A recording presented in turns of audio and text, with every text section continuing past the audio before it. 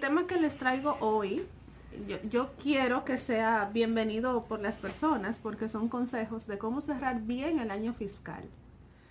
Normalmente diciembre se asocia con muchas festividades. La gente piensa mucho en fiesta, en irse de vacaciones, pero para los contadores, que somos como una clase trabajadora diferente, diciembre también representa mucho trabajo.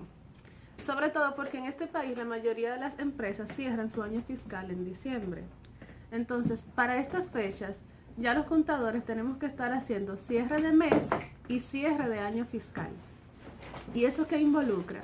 Que hay que hacer muchísimas revisiones y ajustes en la contabilidad para que el año ya quede con la información correcta y fiel reflejo de lo que sucedió durante el año. Entonces, desde el punto de vista fiscal, ¿cuáles son algunas de las cosas que podemos considerar para que no tengamos problema a la hora de presentar la declaración jurada del impuesto sobre la renta anual? Hay algunas revisiones que podemos hacer de manera interna que nos facilitan ese trabajo que se presenta en abril. Acuérdense que la declaración jurada de las compañías se presenta 120 días después del cierre del ejercicio fiscal. Por lo regular cae el 30 de abril, a veces se mueve para el día 2 de mayo por el Día del Trabajo. Y para las personas naturales tenemos presentación de declaraciones en febrero y en marzo. En febrero es para las personas que tienen el régimen de gastos educativos y en marzo los que tienen el régimen ordinario. Entonces, ¿cuáles son esos consejos? Lo primero es verificar que no haya salto en la secuencia de los comprobantes que hayamos puesto en las facturas de ventas. ¿Eso qué quiere decir? Ustedes saben que en abril los comprobantes fiscales cambiaron, que son los números que da la DGI que deben mostrarse en las facturas que nosotros emitimos, también en las facturas de compra. Por el lado de las facturas de venta, que son el número que nosotros asignamos y colocamos secuencialmente, esa secuencia debe haberse reportado toda y emitida toda a través de las facturas. ¿Por qué? Porque si a mí me faltara algún número dentro de esa secuencia, si hay un salto, se podría interpretar que ese número que me falta es una factura que no reporté. Por lo tanto, es un ingreso que no estuvo grabado con impuestos y no paga impuestos por ese ingreso. ¿Qué se verifica? Yo puedo tener en mi secuencia de comprobantes algún salto, pero lo puedo verificar en los comprobantes anulados.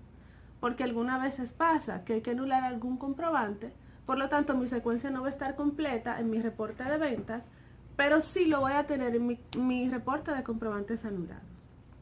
Entonces, ese es un punto muy importante, porque esos son de los cruces que la DGI hace y nos generan fiscalizaciones. Entonces, si podemos prevenirlo, es mucho mejor. En impuestos es mejor prevenir que responder, porque cuando ya está el problema, es más complicado resolverlo. Pero si lo atendemos antes, incluso de cerrar el año fiscal, entonces nosotros podemos estar mucho más tranquilos, las cosas están más en orden y los impuestos se pagan en el modo justo. También los errores en impuestos cuestan dinero, por lo tanto es importante siempre mantener mucha coherencia y consistencia en nuestras declaraciones. Otra de las cosas que podemos observar de las revisiones internas es que si somos empresa, debemos verificar que a todos nuestros proveedores, que sean personas físicas o algunos de los que la ley identifica como que debemos aplicarles retenciones, tenemos que verificar que las hayamos hecho todas. ¿Por qué? Porque uno de los requisitos para que esos pagos que le hacemos a esas personas sean deducibles es que le hayamos hecho las retenciones. Y en los casos donde hacemos retenciones, también tenemos que emitir una carta que es como una certificación indicando la retención que practicamos. Por el otro lado, el lado de las personas, si somos personas y tenemos que presentar declaración a la DGI, entonces debemos documentar todas las cartas de retención, porque para las personas esas cartas son como un crédito. Y si las pierden, no pueden usar ese crédito en su declaración jurada. Uf. Eso es como un cheque. Hay mucha gente que dice así, a mí me hicieron una retención, pero realmente no tienen las cartas y luego es difícil poder usar esa retención como un crédito, que es el procedimiento que dice la ley. Saben que mensualmente nosotros reportamos todos los ingresos que tenemos a través de las facturas de venta y reportamos todos los costos y gastos que tienen comprobante fiscal en los reportes formato 606, 607, 608 de los anulados y 609 de los pagos al exterior. Es bueno que explique esos formularios, o sea, no cada uno, sino qué significan, cómo se, para que la gente entienda así de qué estamos hablando. Sí, Okay. Claro, Sí. claro. Para Por ejemplo, aterrizarlo. en el 607 nosotros enviamos todas las facturas que son de ventas. No importa si son a empresas o a personas.